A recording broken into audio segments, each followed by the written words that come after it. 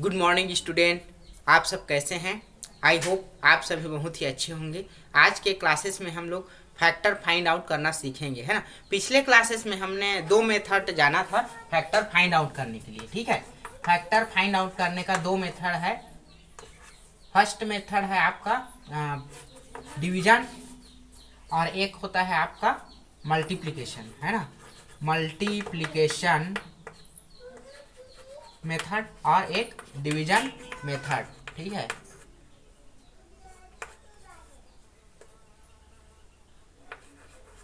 तो दो मेथड है फैक्टर फाइंड आउट करने का। तो यहाँ पर क्वेश्चंस में दिया है use multiplication to find the factor, ठीक है।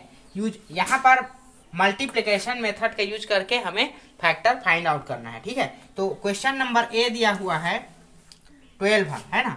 12, बी में दिया है 20 और सी में दिया हुआ है 55, ठीक है। तो देखिए फर्स्ट क्वेश्चन है 12, ठीक है। तो मल्टीप्लिकेशन मेथड से यदि हम 12 का फैक्टर फाइंड आउट करेंगे, ठीक है, तो किस तरह से फाइंड आउट करेंगे। देखिए आपको ऐसी संख्या लेना है जिसके टेबल में क्या आता है, 12 आता है। जैसे कि सपोज 1 ले लिया मैं, है ना जी। 1 के टेबल में आता है क्या, 1 का यदि 12 टाइम से मल्टीप्लाई करें, 1 का 12 से मल्टीप्लाई करें तो 1 12 जा 12 आएगा, ठीक है। और किसके टेबल में 12 आता है, देखिए 2 के टेबल में आता है क्या। इस तरह से आपको करते जाना है, ठीक है। 2 के टेबल में 12 आता है क्या, तो 2 का 6 से टाइम टेबल पढ़ेंगे तो आएगा 2 6 जा 12, ठीक है। 3 के टेबल में आता है क्या, 3 4 जा 12, 3 का यदि 4 टाइम टेबल पढ़ेंगे तो 3 4 जा 12 आएगा, ठीक है। उसके बाद 4 के टेबल में आएगा क्या, 4 3 जा, है ना, 4 3 जा 12, ठीक है। 5 के टेबल में आता है क्या, 12 नहीं आता।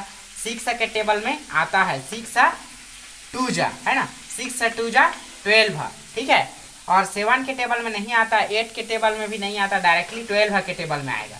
12 1 जा 12, ठीक है। तो इस तरह से 12 के फैक्टर कौन कौन से हुए यहाँ पर लिखना है। Factor of 12, factor of 12 equal to क्या क्या हो गया जी, 1 2 3 4 6 एंड 12। तो यहाँ पर लिख देना है, ठीक है। यहाँ पर लिखना है 1 2 और ये 3 6 4 6 एंड 12, ठीक है। तो इस तरह से 12 के फैक्टर्स क्या क्या हुए।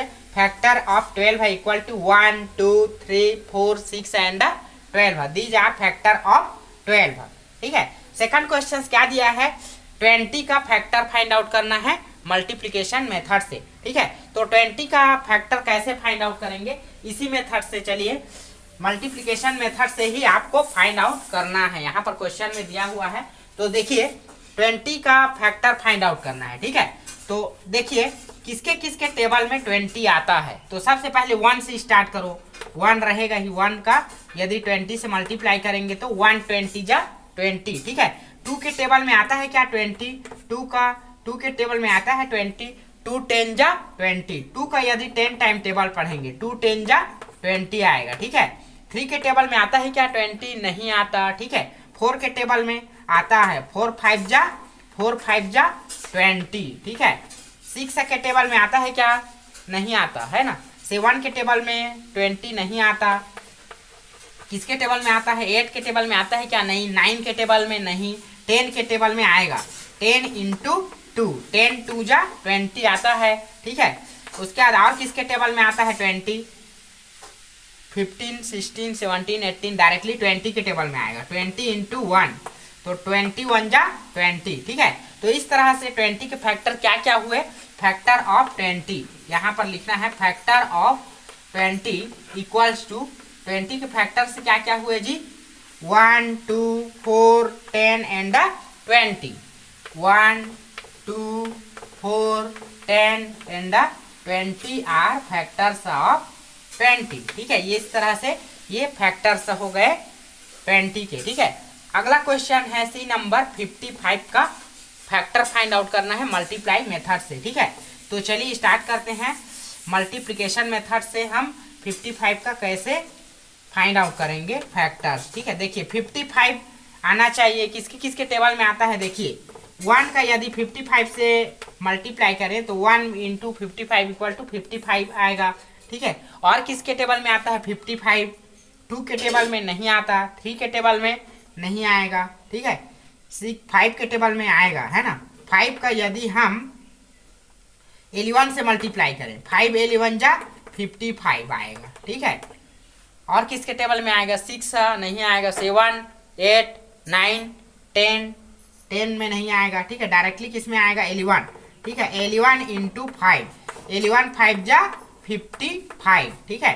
11 के बाद नेक्स्ट क्या आएगा, 12 और 13, इधर किसी में भी और नहीं आएगा, डायरेक्टली आएगा आपका 55 में, 55 1 जा 55। तो इस तरह से 55 का फैक्टर से क्या हुए, factor of 55, factor of 55 equal to क्या क्या हो गए, factor of 55 equal to 1 5 11 and 55, 1 5 11 and 55 are factor of 55।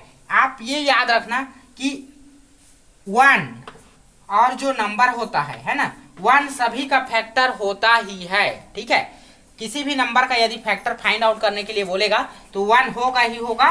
और दूसरा जो नंबर, जिस नंबर का हमें फैक्टर फाइंड आउट करना है, जैसे कि यहाँ पर 55 का फाइंड आउट किए तो 55 और 1 फैक्टर होगा ही होगा, है ना जी, ठीक है। जैसे कि यहाँ पर 20 का हमने फैक्टर फाइंड आउट किया तो 20 फैक्टर होगा ही, एक वही स्वयं number it self and 1 is a factor of any number, ठीक है।